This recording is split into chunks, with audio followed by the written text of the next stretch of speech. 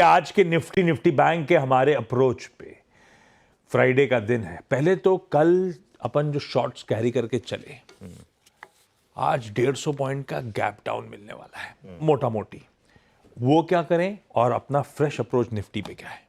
देखिए, कल जो शॉर्ट ट्रेड सजेस्ट की गई थी एसटीबीटी के लिए, वो तो खुलते ही बुक करे। देखिए, अगर आप बीटीएसटी या एसटीबीटी ट्रेडर है ना, तो अपने आप को उसी तरीके से रखिए, पोजीशन करें। ठीक है, 150 पॉइंट आपको मिल रहे हैं, प्लस 20-25 पॉइंट कल भी ऐड हो गए थे एक्चुअली वो स्ट्रैटेजी के बाद।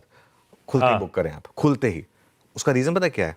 हम अगली लाइन में पहले ग्राफिक ठीक कर लीजिएगा। हम 22,400 के एक बहुत ही क्रूशियल सपोर्ट पर खुलने वाले हैं। कल भी हमारी बात हुई थी कि 22,400 अगला सपोर्ट है, तो 22,400 के सपोर्ट पर अब हम खुलने की तैयारी कर रहे हैं।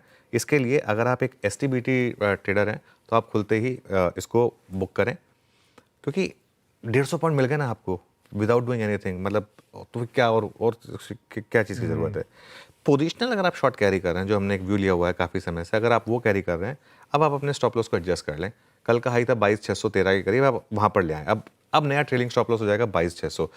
अब जैसे हम कहते हैं ना, अब इस ट्रेड से आपको स्टॉप लॉस ही बाहर निकालेगा, अब वो 22,600 पर आ जाएगा आपके लिए। और आज भी हम दिन के लो के आसपास बंद हुए तो नया ट्रेलिंग स्टॉप लॉस फिर चेंज होगा, फिर नया ट्रेलिंग स्टॉप लॉस आपका 22,500 हो जाएगा फॉर एग्जांपल। ये इस तरीके से ही मार्केट ऐसे चलती रहेगी, ये स्विंग ट्रेडर और पोजिशनल ट्रेडर के लिए। और मेरा ये मानना है कि इस स्विंग में निफ्टी 21,800 या 22,000 तक, जहां वो रैली का स्टार्टिंग पॉइंट था, वहां तक फिसल सकता है। जहां पर मैं कह रहा हूं एक एज ETF इन्वेस्टर बहुत शानदार मौका होगा एक लमसम में लेने का। भले ही मार्केट उसके बाद और नीचे गिर जाए, लेकिन लमसम में लेने का वो एक अच्छा मौका होगा। सपोर्ट कहाँ पर है? जैसे मैं कह रहा हूँ, पहले 22,400 पर और उसके बाद 22,200 पर। लेकिन रेजिस्टेंस पता कहाँ है इस मार्केट में? इस मार्केट में रेजिस्टेंस है सीधा 330 पर। मतलब कोई लेवल बेस्ड रेजिस्टेंस नहीं है, अब सिर्फ एक सेंटिमेंट बेस्ड रेजिस्टेंस है। जहां रैली फेल हो बेसिकली वहां बेचें। ये स्ट्रैटेजी हमारी रही है पिछले 2-3 महीने से, आगे भी कंटिन्यू करेगी। और वीरू के सूर्यास्त का इंतजार करिएगा आप। ये है बढ़िया सी स्ट्रैटेजी निफ्टी 50 की।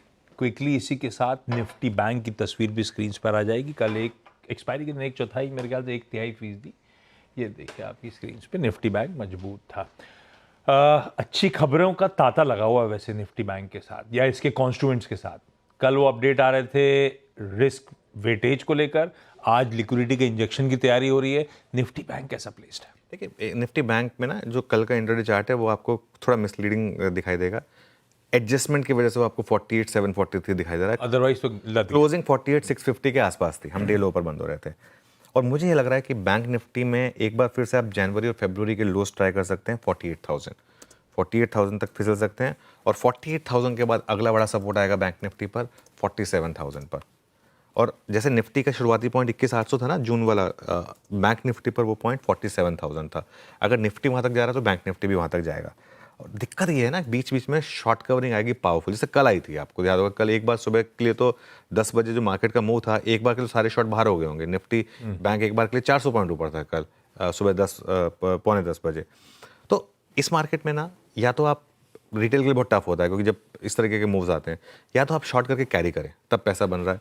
इंट्राडे में बहुत टफ हो जाता है मार्केट के लिए, या तो फिर क्योंकि इंट्राडे में इतना शॉर्ट्स को रिवॉर्ड नहीं करता मार्केट। हाँ, अगर आप उस रैली में शॉर्ट करें और कैरी करें तब पैसा बन रहा है। तो अगेन स्ट्रैटेजी वही कि जहाँ पे भी रैलीज फेल हो वहाँ पर आप शॉर्ट करें, तब पैसा बनता है इस मार्केट में।